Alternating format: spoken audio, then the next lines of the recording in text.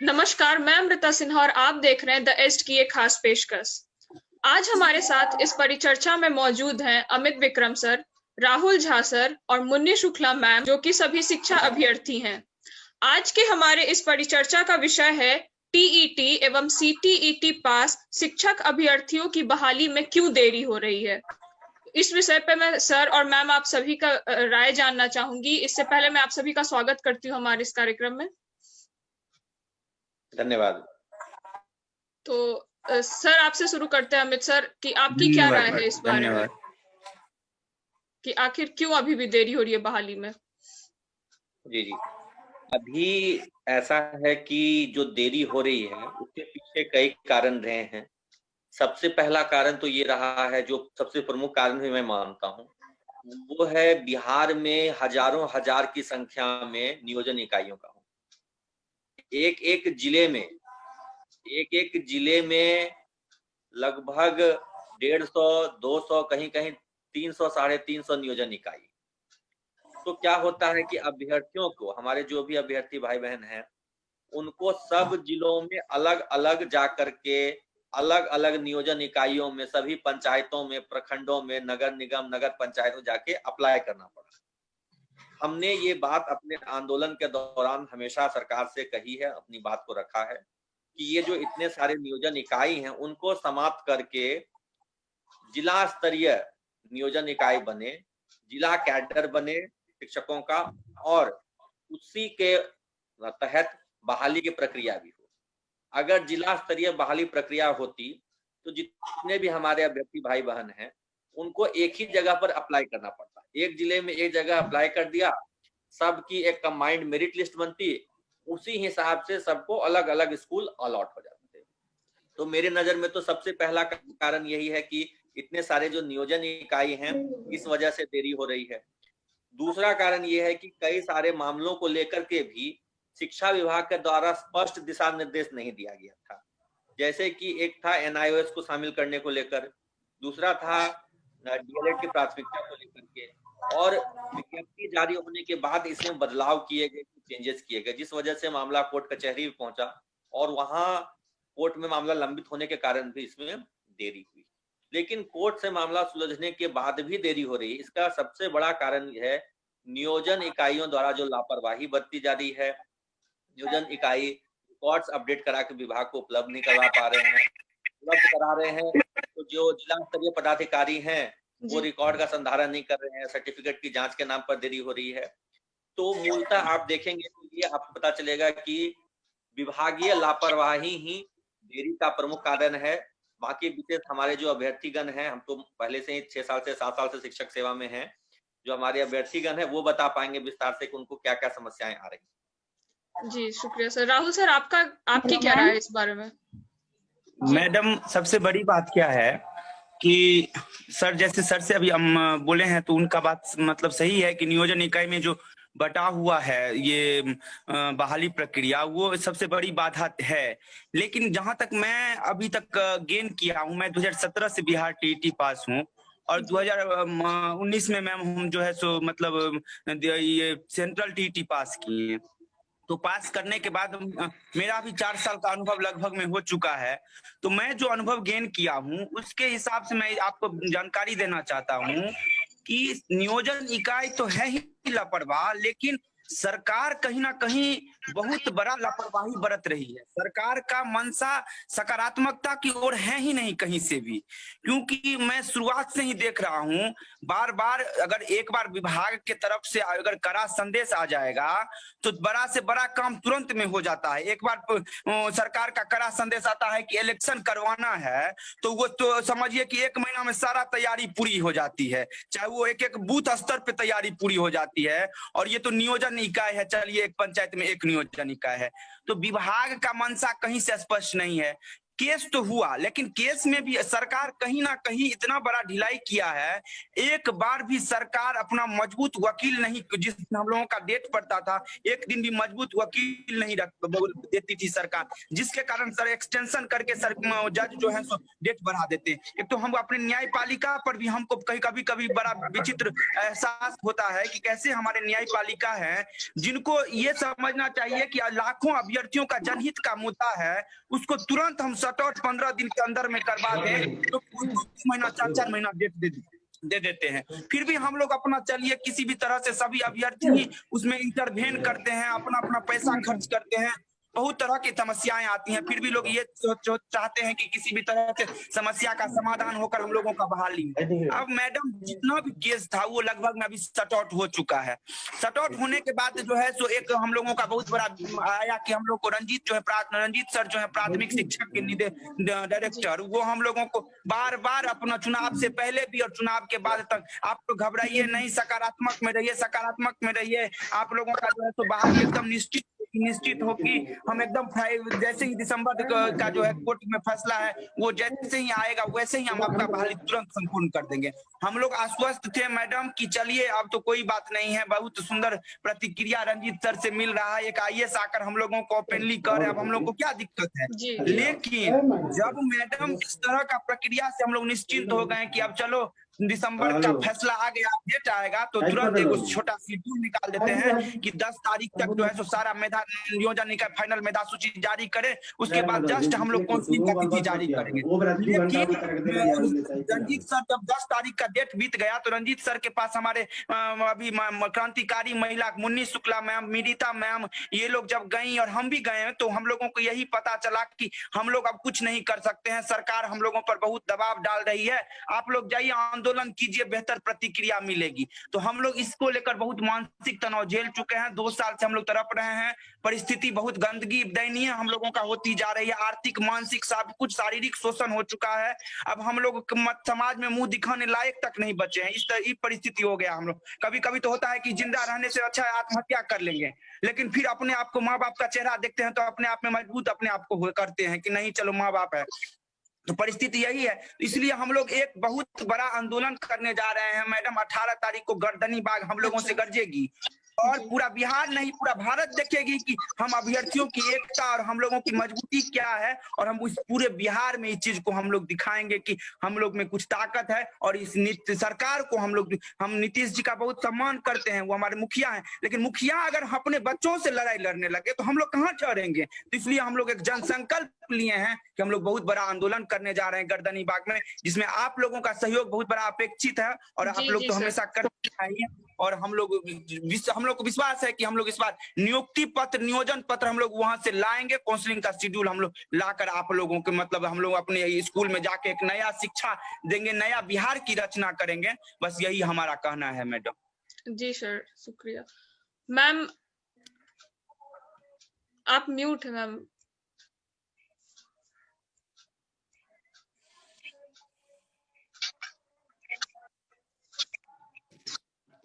आपका mic mute है ma'am, आप माइक पे टच करिए, अनम्यूट हो जाएगा।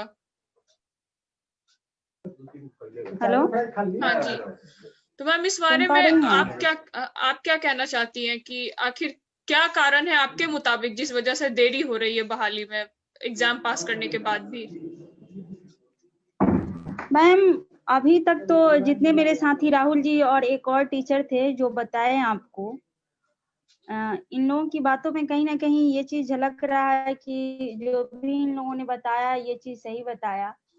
और मेरे अकॉर्डिंग मैं भी 2017 में बीटेड पास कैंडिडेट हूँ, और जो भी मेरा भी तीन साल का जो अनुभव मैंने गेन किया उसमें मुझे यही लगा कि कहीं ना कहीं इस बहाली को लेकर के शिक्षा विभाग और सरकार गंभीर नहीं है।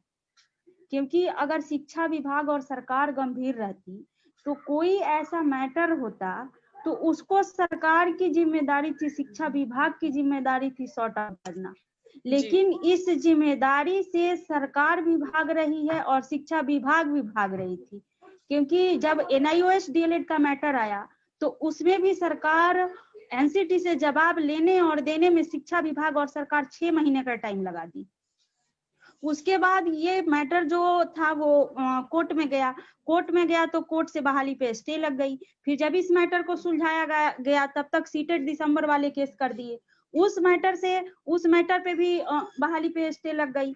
तो मुझे ये समझ में नहीं आती है कि कहीं ना कहीं न्यायपालिका भी इसमें इंक्लूडेड है। न्यायपालिका से भी अभ्यर्थियों का भरोसा खत्म होते जा रहा है, क्योंकि न्यायपालिका बिना सोचे समझे कोई भी बहाली होता है, कोई भी चीज जाता है, न्यायपालिका स्टे मार देती है कि स्टे लगा दो। लेकिन ये सोचना चाहिए न्यायपालिका को भी कि 94,000 अभ्यर्थी जो है मेंटली परेशानी झेल रहे हैं। 1.5 साल से हम लोग की बहाली की प्रक्रिया चल रही है और न इसमें हमको शिक्षा विभाग सक्रिय दिखता है, न सरकार सक्रिय दिखती है और न न्यायपालिका सक्रिय दिखती है। तो कहीं ना कहीं तीनों की हमको लगता है कि मिलीभगत है, इसमें कहीं ना कहीं संलिप्तता हमको तो मतलब क्या कहा जाए, मुझे मेरे समझ से परे है। न्यायपालिका के ऊपर तो कोई है नहीं, लेकिन ये समझ से परे है कि कहीं ना कहीं इसमें संलिप्त है, जिस वजह से इसको टाला जा रहा है। सरकार की हर कामें जो होती है वो समय से पूरी होती है, लेकिन अगर बिहार की कोई भी वैकेंसी है वो कम से कम 6 चरण से गुजरती है। जी, इसके लिए कौन जिम्मेदार है? इसके लिए तो कैंडिडेट जिम्मेदार नहीं ना है। कहीं ना कहीं नोटिफिकेशन निकलता है तो विवादित निकलता है विभाग के द्वारा। जी मैम। तो मैं ये पूछना चाह रही थी आप सुन पा लोगों से। रही हैं आप? हाँ जी मैम, आपकी आवाज आ रही है जी। तो मेरा अगला सवाल ये बन रहा था कि इस वजह से जो देरी हो रही है बहाली में, सिर्फ शिक्षक प्रभावित हो रहे हैं या इस वजह से शिक्षा पे भी कोई प्रभाव पड़ रहा है? मैडम, इस वजह से शिक्षक और शिक्षा दोनों ही प्रभावित हो रहे हैं। खासकर वो बच्चे प्रभावित हो रहे हैं जो हमारे गरीब गुरबा तबके से बच्चे आते हैं, जो हमारे ग्रामीण क्षेत्र के बच्चे आते हैं। कोई आईएएस ऑफिसर का कोई पदाधिकारी का बेटा बेटी सरकारी स्कूल में नहीं पढ़ाई करता है मैडम। पढ़ाई वो बच्चे करते हैं जो ग्रामीण परिवेश से आते हैं, पढ़ाई वो बच्चे करते हैं जो मिडिल परिवेश से आते हैं। वो बच्चे हमारे सरकारी विद्यालय में पढ़ने जाते हैं। कहीं ना कहीं उन बच्चों की प्रतिभा कुंठित की जा रही है सरकार के द्वारा और शिक्षा विभाग के द्वारा, जिससे उन बच्चों की प्रतिभा कहीं ना कहीं बाधित हो रही है। इससे शिक्षक और हमारे बच्चे दोनों प्रभावित हो रहे हैं। हमारे यहाँ सरकार बहुत बड़ा दावा करती है कि हम शिक्षा को इतना स्तर सुधार दिए, लेकिन बिहार की शिक्षा को अगर धरातल पे देखा जाए तो मुझे नहीं लगता है कि बिहार की शिक्षा व्यवस्था सरकार सुधार पाई है, क्योंकि योग्य टीचर है वो रोड पर है, तो बिहार की शिक्षा व्यवस्था कहाँ खाक में सुधरेगी? जो पढ़ाने वाले टीचर है उसको तो बिहार गवर्नमेंट रोड पे रखी है। एक बात इसमें हम जोड़ना चाहेंगे जी सर, कि ये लोग बार बार कह रहे हैं कि 1.5 साल से ये लोग इनकी बहाली लटकी हुई है। एक्चुअली इनकी बहाली 1.5 साल से नहीं 4 साल से लटकी हुई है। 4 साल से इसलिए कि 2017 में इनके लिए टीईटी का विज्ञापन निकला था, तो ये आप समझिए कि परीक्षा इन्होंने दिया 2017 में, रिजल्ट भी आ गया। उसके बाद बहाली की प्रक्रिया शुरू करने में 2 साल लगा दिया। पहले तो 2 साल इनका वहां पे लॉस हो गया। उसके बाद जब नोटिफिकेशन निकाला गया 2019 में, उसके बाद से अभी का जो डिले हो रहा है वो तो लोग देखिए। लेकिन इनकी बहाली में देरी 2 साल नहीं 4 साल से होती। इसके बाद मैं आपको बताता हूँ इसके बाद मैं बताता हूँ कि हम लोग जब शिक्षकों का आंदोलन करते हैं तो सरकार ये कहती है कि भाई सिर्फ पैसा मांगते रहते हैं, इनको शिक्षा की गुणवत्ता से कोई मतलब नहीं। गुणवत्ता कैसे आएगी? विद्यालयों में योग्य शिक्षक बहाल होंगे तभी तो गुणवत्ता आएगी। अभी की सिचुएशन ये है कि पूरे बिहार में लगभग 2 लाख शिक्षकों की वैकेंसी खाली है। ये जो 94,000 शिक्षकों की बहाली हो रही है, ये एक्चुअली पुराने रोस्टर के हिसाब से ही बहाली हो रही है, जबकि अगर नया रोस्टर बने तो उसमें और 50-60 हजार शिक्षकों का सीट वैकेंसी बढ़ेगा। तो पहला गलती तो यही है कि ये लोग तो पुराने रोस्टर पे ही बहाली कर रहे हैं। फिर भी आप देखिए सरकार की ये मंशा नहीं रहती है कि हम बहाली करें। लोग बहुत ही सही पॉइंट कह रहे हैं कि सरकार की मंशा दोषपूर्ण है। सरकार को जब केंद्र सरकार ने ये नोटिस दे दिया कि अगर आप छात्र शिक्षक अनुपात को ठीक नहीं करेंगे तो आपको हम एलोकेशन का जो पैसा है वो नहीं देंगे, तब दबाव में आकर सरकार ने इस नियोजन प्रक्रिया को शुरू किया है। उससे भी बड़ी बात हम लोग ये कहते हैं, अभी ये लोग बेगूसराय गए थे, वहां पे शिक्षा मंत्री को काला झंडा दिखा रहे थे, तो कहते हैं कि नियोजित शिक्षकों ने शिक्षा को गर्त में पहुंचा। तो उनसे हम लोग ये पूछना चाहते हैं कि आप क्यों नहीं शिक्षकों की बहाली बीपीएससी से ले लेते हैं? जी क्या राहुल जी, अगर बीपीएससी से हमारी बहाली आपकी बहाली ले जाए तो हम लोग पीछे हटेंगे क्या? हम लोग देंगे बीपीएससी। हटने का सवाल ही नहीं पैदा होता है। तब ये दोषपूर्ण प्रक्रिया अगर किसी ने बनाया तो हमने तो नहीं बनाया, हमने तो नहीं कहा कि आप नियोजन कर दीजिए, इन्होंने तो नहीं कहा कि हमको 4 साल आप दौड़ाइए, टीईटी लीजिए, फिर सीटीईटी लीजिए, फिर ये लीजिए, वो लीजिए। ये तो उनकी गलती है ना, सरकार की गलती है।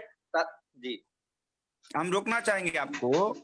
आप कहने का ये मतलब है कि पुराने नियमावली जो थी 12 वाला, वो नियमावली तो चलिए पंचायती राज में आप विभक्त कर दिए, नियोजन प्रक्रिया चला रहे हैं। अभी भी जो 2020 में जो बना है नया नियमावली, उसमें भी तो सेम टू सेम वही नियम लागू कर दिए। आप कहाँ से कुछ नया कर दिए हैं? कुछ नया नहीं किया गया। ये शिक्षकों को एक बात, जो टीईटी पास शिक्षकों को ठगा गया है। दूसरी बात, हमको तो दुर्भाग्य लगता है बिहार सरकार पर, जिसको सुप्रीम कोर्ट का भी मतलब जो है सम्मान नहीं करते। सुप्रीम कोर्ट में आर.के. महाजन समान काम समान वेतन का जब सुनवाई हो रही थी तो आर.के. महाजन सर लिख कर दिए हैं इस वक्तव्य को कि हम मार्च 2020 तक हम 94,000 शिक्षकों की बहाली कर रहे हैं। दूसरी बात, जस्ट उसके बाद हम 75,000 और सीट का पर बहाली करेंगे, और इसलिए जो है सो हम समान काम समान वेतन देने में अति संभव हम लोगों से संभव नहीं है। तो ये तो सरकार का कहीं ना कहीं बहुत गलत मंशा जा रही है कि बहाली अपना बेरोजगार अपना युवक को, अपना जो युवा है, जो यूथ इस देश बिहार का भविष्य है, मतलब जो कि नया बिहार रचने वाला भविष्य है, उसको आप रेड पर मतलब दर बदर भटका रहे हैं। तो ये तो सही सरकार का मोनोपोली ही गलत है। जी सर। देखते थे, सुनते थे, राहुल जी, हमारे पापा लोग कहते थे कि शिक्षक भगवान होते हैं, और बिहार में जो है तो बहुत टैलेंटेड स्टूडेंट होते हैं शिक्षक। आज तो हमारे अशोक चौधरी खुले मंच से वो गाली देते हैं शिक्षक को कि हमको लगता है कि वो मर्यादा ही खत्म हो चुका है कि अब शिक्षक का भी कोई सम्मान है बिहार में, कहीं का शिक्षक नहीं बचा। जी सर। बात इसमें हम जोड़ देते हैं कि जो मंत्री महोदय सार्वजनिक मंच पर शिक्षकों के बारे में अभद्र बातें कहते हैं, वो खुद उनके परिजन खुद निजी विद्यालय का संचालन करते हैं। पटना में एक बड़े ही हाई फाई स्कूल का डायरेक्टर है उनके परिजन। अच्छा। तो सरकार तो ये चाहती है, साजिशन चाहती है। अभी मुन्नी मैम भी कह रही थी और इस बात से हम एकदम सहमत हैं। सरकार चाहती है कि जो गरीब गुरबा है, जो दलित पिछड़ा है, जो निम्न मध्य वर्ग परिवार के लोग हैं, वो लोग अच्छी शिक्षा से मतलब लाभान्वित नहीं हो, उनको बेहतर शिक्षा नहीं मिले। कोई आईएएस पदाधिकारी का बेटा सरकारी स्कूल में आज नहीं पढ़ने आता है, वो बड़े बड़े नामी गिरामी स्कूल में जाता है, वो डीपीएस जाता है, वो सेंट माइकल्स जाता है, वो नोटरडेम जाता है। वो किसी सरकारी स्कूल में तो नहीं पढ़ जाता है। सरकारी स्कूल में कौन पढ़ते हैं? गरीब के बच्चे पढ़ते हैं। तो इनकी सरकार की ये मंशा है कि गरीब के बच्चों को पढ़ने मत दो, इनको मूर्ख बना के रखो, ताकि ये हमें हर साल वोट मतलब लुभावने बातों में ये हमें वोट करें। पढ़ लिख जाएगी जनता तो हमें कैसे ये मूर्ख बन के वोट देंगे। और युवाओं की बात मैं कहता हूं, शर्म की बात है कि जो अभ्यर्थी कल को शिक्षक बनने वाले हैं, बनेंगे, उनको ये लोग सड़कों पर पिटवाते हैं। मधुबनी में मैंने देखा लाठीचार्ज किया गया, और मैं अभी भी आपको चेतावनी भी दे रहा हूं और ये आपका लिए सलाह भी दे रहा हूं। आप पटना आएंगे, हो सकता है आप पर बल प्रयोग करेगी पुलिस। हमने हमारे शिक्षकों पर किया है, बार बार किया है। हमारे 2017 में हमारे साथियों पर इतना लाठीचार्ज होता है, 50 लोगों का सर फट गया था। हमारे ऊपर हमेशा आंसू गैस से गोले दागे जाते हैं, लाठीचार्ज किया जाता है, दौड़ा दौड़ा के मारा जाता है शिक्षकों को। अभ्यर्थी जब शिक्षकों की बहाली नहीं हुई थी 2013-14 में, उस समय भी अभ्यर्थियों पर बार बार लाठीचार्ज होता था,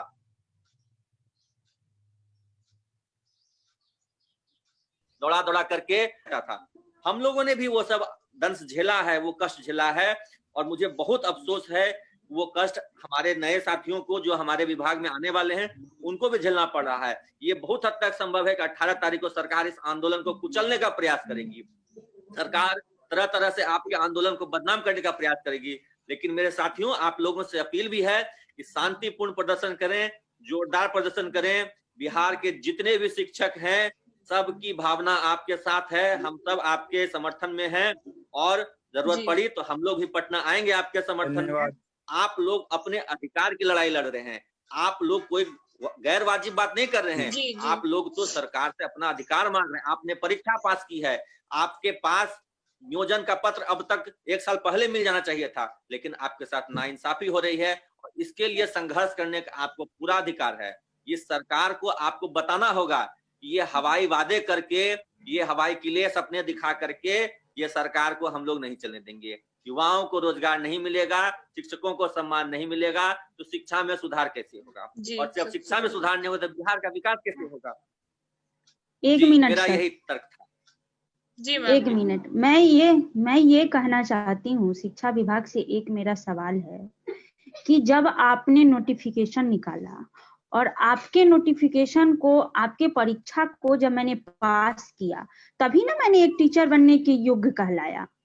अगर आप पहले ही अपने नोटिफिकेशन में ये निकाल देते कि मुझे एक आईएएस ऑफिसर की जरूरत है जो हमारे विद्यालय के बच्चों को शिक्षा दे सकते हैं, तो हम लोग जैसे जी, इंसान जी। वो फॉर्म को भरता ही नहीं, परीक्षा को पास ही नहीं करता। आप लाते आईएएस ऑफिसर, बैठाते एग्जाम में, पास करते, उस अकॉर्डिंग उसको सैलरी देते, तब आप प्रोवाइड करते स्कूल में बच्चों के सामने। तो आपने निकाला, तब ने हम जी, जी, परीक्षा जी। पास किया ना। आप अगर ये नहीं निकाले होते तो हम तो दूसरे वे में लगे हुए थे ना। हम थोड़ी ना सरकार से ये मांग करने गए थे कि आप मेरे टीचर के लिए आप टीचर की वैकेंसी निकालिए। हम तो किसी दूसरे वे में काम कर रहे थे। आपने मेरी प्रतिभा को कुंठित किया ना, सरकार तो हम लोग की प्रतिभा को कुंठित कर रही है। दूसरी बात मैडम अमृता मैम हाँ से जी। मैं बताना चाह रहा हूँ कि जी सर। सबसे बड़ी बात है कि ये सिस्टम का ही दोष है मैडम, कि जो भी व्यक्ति आज प्राथमिक का निदेशक हो, चाहे रंजीत कुमार, चाहे प्रधान सचिव हो संजय कुमार सर, या चाहे शिक्षा मंत्री हो अशोक चौधरी जी, जी। तीनों में से कोई भी शिक्षा से नहीं जुड़े हुए हैं। तो वो शिक्षा और शिक्षक का महत्व क्या जानेंगे? एक आईएएस ऑफिसर थे रंजीत कुमार, डीएम बन के गए, सीधे बैठ गए जाकर जो है सो प्राइमरी के डायरेक्टर में। अभी भी अमेरिका में देखिए मैडम, अभी अमेरिका में कहता अमेरिका का तुलना, अमेरिका में अभी भी शिक्षा मंत्री बनाया, एक प्राइमरी के टीचर को शिक्षा मंत्री बनाया गया है। तो अमेरिका कैसे नहीं विकास करेगा, कैसे नहीं अपने शिक्षकों के बारे में सोचेगा? हमारे यहाँ क्या सिस्टम है कि एक डीएम को बना दिया जाता है प्राथमिक का निदेशक, जिनको डायरेक्टर बनाया जाता है। हाँ, जिनको ये नहीं पता कि शिक्षा और शिक्षक क्या है। एक प्रधान सचिव जो कल तक स्वास्थ्य विभाग के प्रधान सचिव थे, उनको बना दिया गया है शिक्षा विभाग का प्रधान सचिव, जिनको ना उसके बारे में, शिक्षा के बारे में पता है ना कुछ जानते हैं उसका। एक अशोक चौधरी जी, वो क्या जानेंगे शिक्षा और शिक्षक का महत्व? उनको मतलब भी नहीं है उस सब से। वो तो बस समझते हैं कि ये हमारे बोझ हैं, इनको हम किसी तरह से कुचल देंगे। लेकिन मैम आपके माध्यम से मैं बताना चाहता हूँ कि आप जान कर, मैं सभी अभ्यर्थियों तक मेरी आवाज अगर जाती होगी तो मैं सभी अभ्यर्थियों से भी आह्वान करता हूं कि हमारे जितने भी महिला साथी हों, पुरुष साथी हों, जो इस 94,000 अभ्यर्थी बहाली में अप्लायर हैं, वो आइए। मैं सारा व्यवस्था गर्दनी बाग में किया गया है। आप लोगों को रहने का, ठहरने का, खाने का, अलाव का सारा व्यवस्था किया जा रहा है। और हम उस हुक्मरानों जो बैठे हुए हैं सचिवालय में, जो अपने जो मजा मार रहे हैं बैठकर, वो आकर देख लें कि इस ठंडी में भी हमारी क्या एकता है, और हम लोग इस चीज को दिखाने के लिए पूरी तरह से तैयार है। क्योंकि अब अगर बहाली नहीं होगा तो हम लोग करो मरो पे उतर चुके हैं। अब हम लोगों को जीवन जी के क्या फायदा है भाई? मरने तो क्या कहते, शर्म धिक्कारता से अच्छा है कि भाई आतंकवाद के घोषित कर दे, आत्महत्या कर लेंगे, जीकर क्या फायदा है? मैडम, गिद्धरों की तरह 100 दिन जीने से अच्छा है कि शेर की तरह एक दिन वीर गति को प्राप्त हो जाए हम लोग। गिद्धरों की तरह 100 दिन जीने से तो अच्छा है ना जी। तो क्योंकि ये सरकार ऐसे सुनने वाली नहीं है। अब हमारे आप सभी ने बहुत ही कम समय में बहुत अच्छे से अपने राय को सामने रखा है। आशा करती हूँ कि आप लोग जितने भी कठिनाइयों और मुश्किलों का सामना कर रहे हैं वो सब जल्द से जल्द सॉल्व हो और सरकार तक पहुंचे आपकी बात। तो हमारे मीटिंग का बस आखिरी के 5 मिनट बचे हैं, तो अगर आप लोग कुछ आखिरी स्टेटमेंट देना चाहें तो, वरना मैं फिर इसे कंक्लूड करूंगी। अमित सर, आप कुछ कहना चाहेंगे? मैं आखिरी स्टेटमेंट ये देना चाहूंगी। जी मैम, बोलिए। हाँ मैम। कि शिक्षा विभाग के पास अभी भी वक्त है, हम लोग की आवाज को सुन ले, और सरकार के पास अभी भी वक्त है। नहीं तो 18 तारीख को हम लोग एक ऐसा इतिहास लिखने जा रहे हैं जो इतिहास के प्रथम पृष्ठ पर हम और सरकार चाहे अपने स्तर से जितने भी प्रयोग कर ले, जितनी भी दमनात्मक स्थिति दिखा दे हम लोग के सामने, लेकिन हम लोग झुकने वाले नहीं है सरकार के सामने, क्योंकि हम लोग करो और मरो की स्थिति में उतर चुके हैं। जी मैं अपना वक्तव्य रखना चाहूंगा कि बिहार जेपी की धरती है और यहाँ पे रक्त जो हर व्यक्ति के रक्त में जो है सो वो जो है सो एक आंदोलन ही भरा रहता है, संघर्ष का धरती है। और इस धरती पर हम लोग पूरी तरह से तैयार होकर 18 तारीख को आ रहे हैं। जिनको जो सरकार को जितना पावर लगाना है लगा लीजिए, हम भी दिखाते हैं कि कितना सरफरोशी की तमन्ना अब हमारे दिल में, देखना है जोर कितना बाजुए कातिल में है। पूरा मन तन मन धन के साथ आ रहे हैं पटना। अभी भी समय है, सरकार चेत जाए, नहीं तो फिर आर पार की लड़ाई करने के लिए हम लोग तैयार है। जो होगा सो देख लिया जाएगा। जी जी अमित सर, आप कुछ कहना चाहेंगे?